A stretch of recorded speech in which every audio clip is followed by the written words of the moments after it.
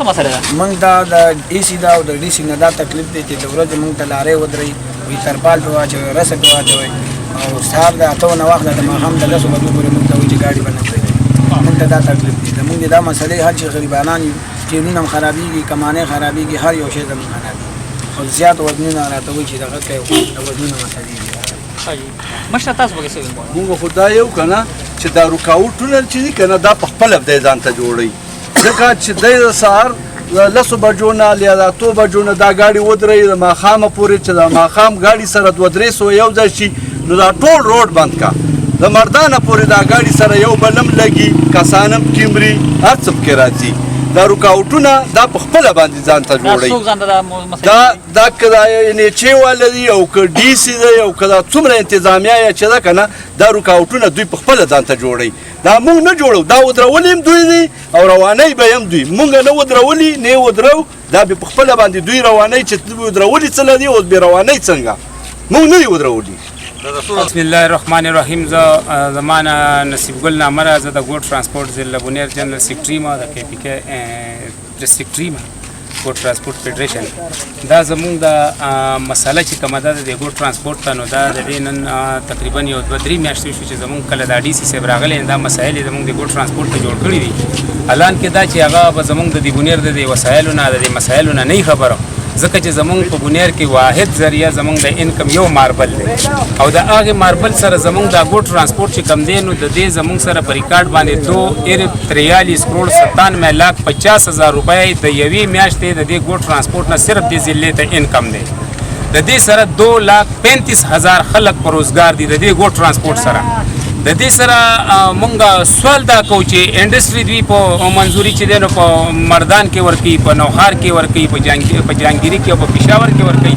الان کې دا ده چې خام مال چې څومره دی نو هغه 75% خام مال زمونږ په ضلع بونیر کې پیدا کېږي نه آیا مونږ خو دوی ته بار بار دا وایي چې زمونږ دلته کې انډسټري زون چې کوم منظور شوی دی په هغې باندې تاسو دا لږه تیزي راولئ چې انډسټري زون جوړ شي یا مونږ لا د دې روډ نه علاوه یو بایپاس راکوي چې مونږ به هغه استعمالو یا د دې روډ سره مونږ لا په سایډ باندې یو د کنکریټ روډ راکوي زمونږ ټرک به بېشک هغې ته نه کېږي خو چې په دې روجه کې زمونږ د ډرایورانو سره د پي کې چۍ لاله د طرفه او د دې ډي سي صاحب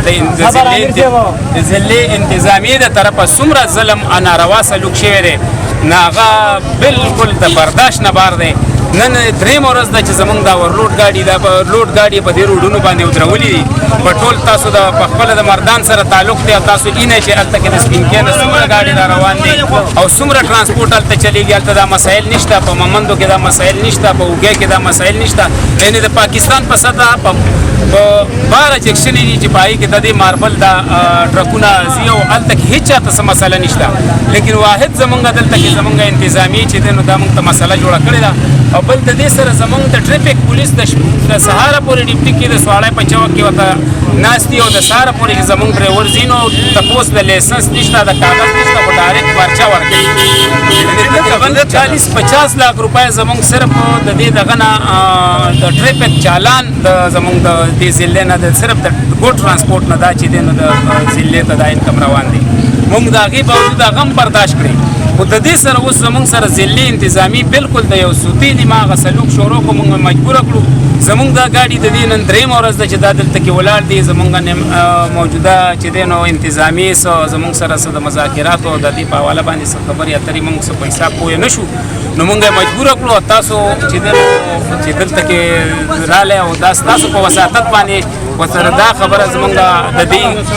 په دې غلط فهمۍ کې نه اوسي ځکه چې د دې سره به زمونږ ټول کې پي کې نه بلکې تر کراچۍ پورې به کېدی شي انشاءالله سبا پریس کانفرنس یې زمونږ ټرانسپورټ وکړي نو د دې سره زه ضلع انتظامیې ته بیا دا وایم چې که په دې کې څه کېږي نو دا به زمونږ د ضلع انتظامیې په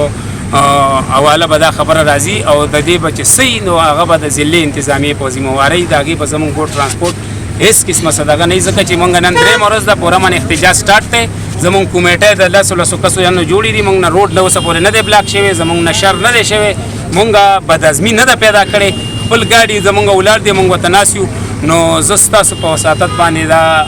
وزیر اعلی صاحب ته او گورنر صاحب ته دا مونږ یو ستاسو په وساطت باندې دا میسج رسول غواړو چې د دې د زر تر زره د دې خبرې حل راوباسي او که راونوته نو که مخکې مزید څه وشو نو د هغې به ټوله ذمهوار زمونږ ضلعي انتظامیه جان سید طرفه صدر مومن انصاري یونین ورلد ترانسپورټ موږ چې کومه مسله یې د ماشونو ان شاء الله دوی به موږ سره ودرېږي او موږ د دوی سره ولاړ یو دغه دپاره دلته راغلي یو دوی سره موږ ولاړ یو شانه بشانه دوی سره ولاړ یو بونیر والا سره او بونیر والا موږ سره اتحاد دی هغه وایي ان شاء الله کوم تکلیف چې به تاسو وي به تاسو سره ولاړ یو دې اتحاد دپاره زه دلته راغلی یم بونیر